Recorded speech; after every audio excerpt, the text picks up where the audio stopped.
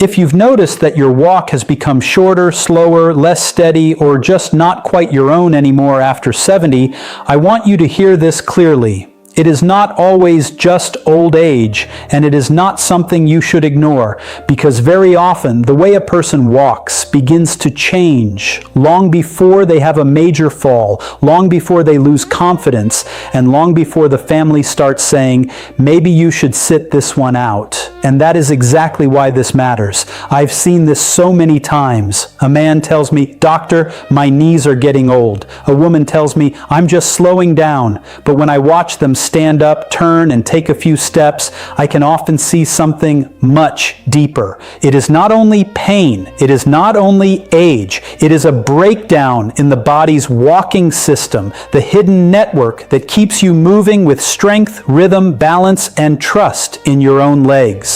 I'm Dr. Thomas Reynolds, and if you stay with me, I'm going to show you why walking often changes after 70, what most people get completely wrong about it, and most importantly, what you can actually do to improve it. Not with fantasy promises, not with gimmicks, but with smart, realistic steps that support the parts of your body that walking truly depends on. And I want you to know something else right from the beginning. Common does not mean untouchable.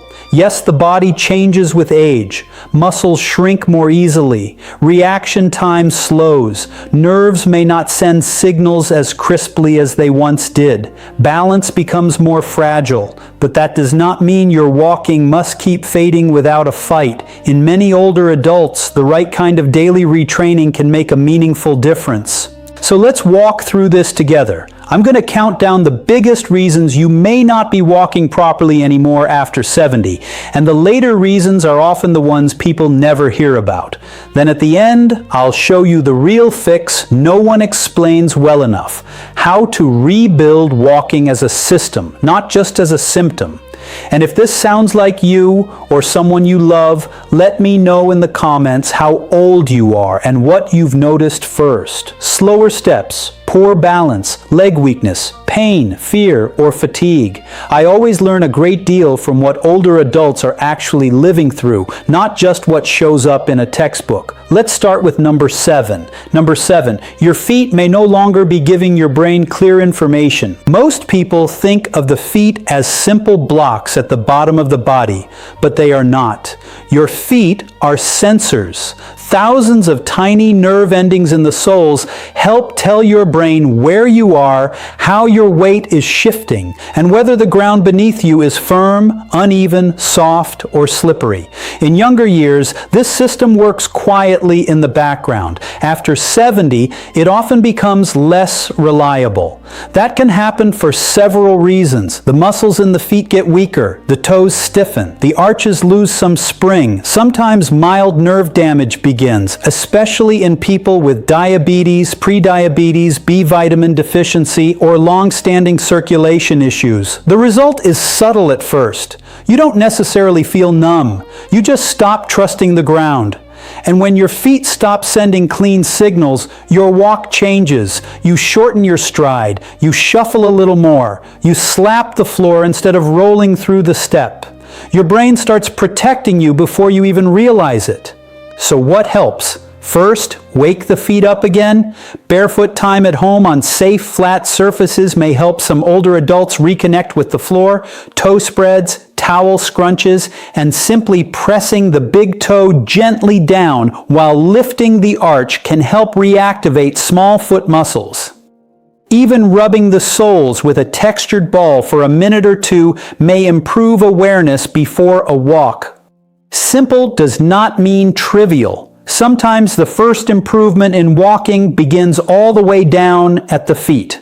Now here's where it gets even more important. Number 6, your ankles may have become stiff, and stiff ankles quietly destroy good walking. If the feet are your sensors, the ankles are your shock absorbers and hinges. When ankle mobility declines, especially the ability to bend the shin forward over the foot, walking becomes choppy.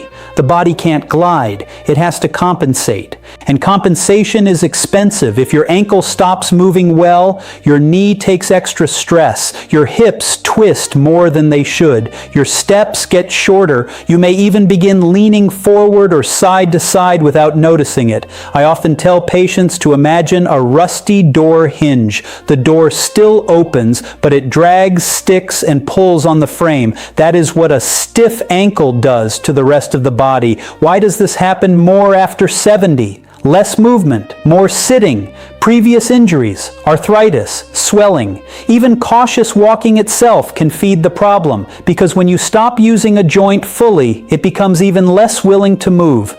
A practical way to begin is with gentle calf stretching and supported ankle mobility drills. Stand facing a wall, place one foot behind you, and slowly press the heel down to stretch the calf. Then bring one foot forward and bend the knee over the toes while keeping the heel grounded. Small range, no forcing, no bouncing, just controlled motion. 10 slow repetitions on each side can be a very good start, and this matters in real life more than people realize. Good ankles help you step off a curb, recover from a wobble, climb stairs, and turn without feeling like your body is made of wood. But even that is still not the whole story.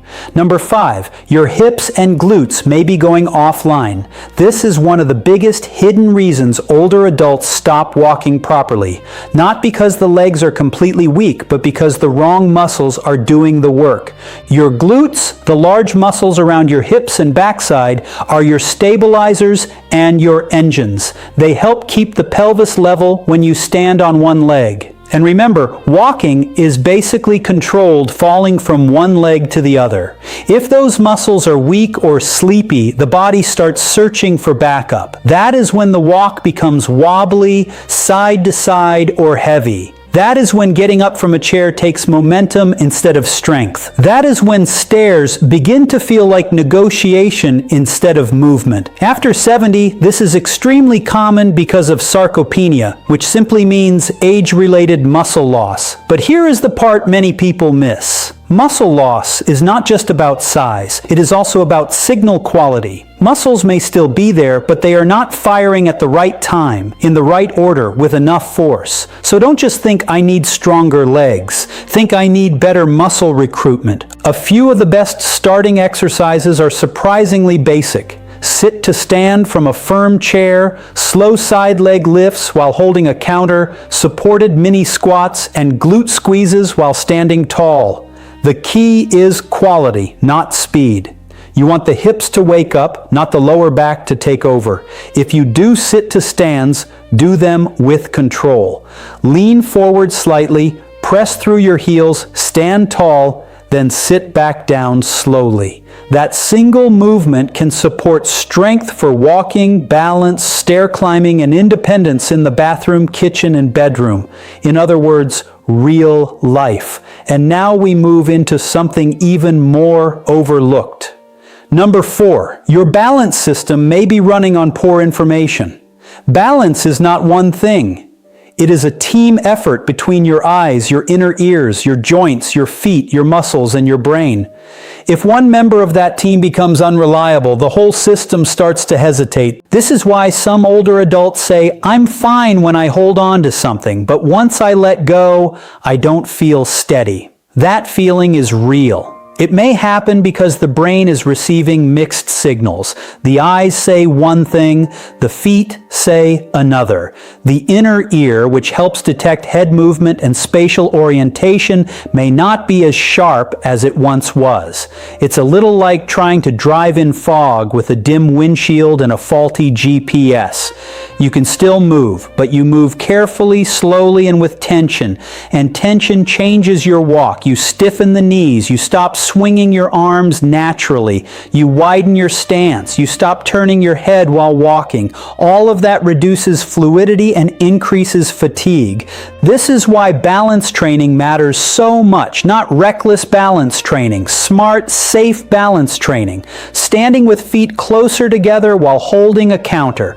Gentle weight shifts from side to side, marching in place with support, looking left and right slowly while standing tall, practicing turns in a controlled way instead of rushing through them, And if dizziness, sudden imbalance, new one-sided weakness, repeated falls, or a sudden major change in walking shows up, that is not something to brush off. That deserves medical attention promptly. Sometimes walking changes are mechanical. Sometimes they are neurological. You want to be calm about that, but not casual. Now let's talk about the factor many older adults feel, but rarely say out loud. Number 3, fear may be changing your walk before weakness ever does. This one is deeply human. Maybe you had one bad fall. Maybe you nearly tripped getting out of the car. Maybe you felt dizzy in the grocery store. Maybe your legs simply did not respond the way they used to.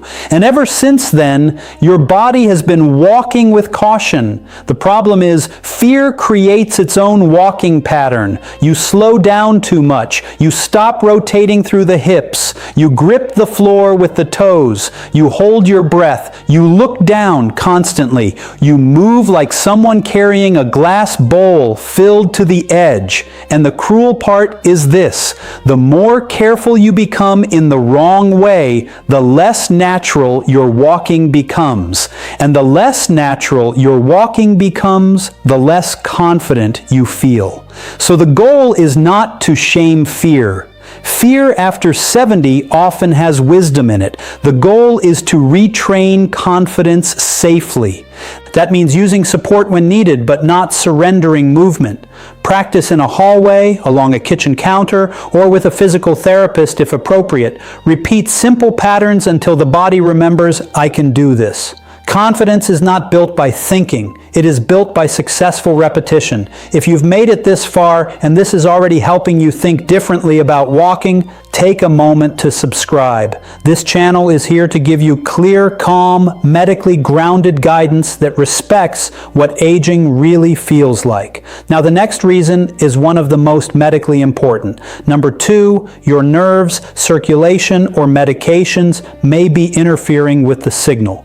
Walking depends on communication. The brain sends the message, the nerves carry it, the muscles respond, the blood vessels deliver oxygen and fuel. If any part of that chain is compromised, walking may weaken, slow, or feel strangely unreliable. Peripheral neuropathy, which means damage or irritation of the nerves in the legs or feet, can make the feet feel numb, tingling, burning, or simply disconnected. Poor circulation can make the legs feel heavy, cold, or fatigued. Certain medications, especially some sedatives, sleep aids, blood pressure drugs, or medications that cause dizziness may affect steadiness too. This does not mean you should panic every time your legs feel tired, but it does mean you should pay attention to patterns. Is the problem worse at night, worse after meals, worse when you stand up quickly? Is one side different from the other? Do you feel pain in the calves when walking that improves with rest? Are you dragging a foot? These details matter. This is where a proper medical review can help tremendously. Blood sugar, B12 levels, hydration, medication timing, blood pressure, anemia, kidney function, heart function, circulation, and nerve health can all play an important role in how well you walk. And yes, basic daily habits help here too. Staying hydrated, eating enough protein, not skipping meals, managing blood sugar, avoiding long stretches of sitting. All of these support the delivery system your muscles depend on. But now we come to the biggest truth of all. Number 1, the real fix is not simply walk more. The real fix is to rebuild the walking system. This is the advice almost no one explains well. When walking gets worse, many people are told, just keep walking. And while walking itself is valuable, walking on top of weakness, stiffness, poor balance, fear, and bad mechanics often just rehearses the problem.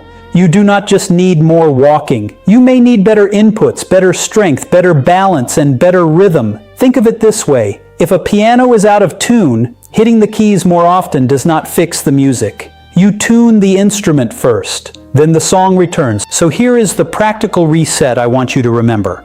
A simple walking rebuild routine. In many older adults, this kind of sequence may support better movement when done consistently. First, wake up the feet for 1 to 2 minutes.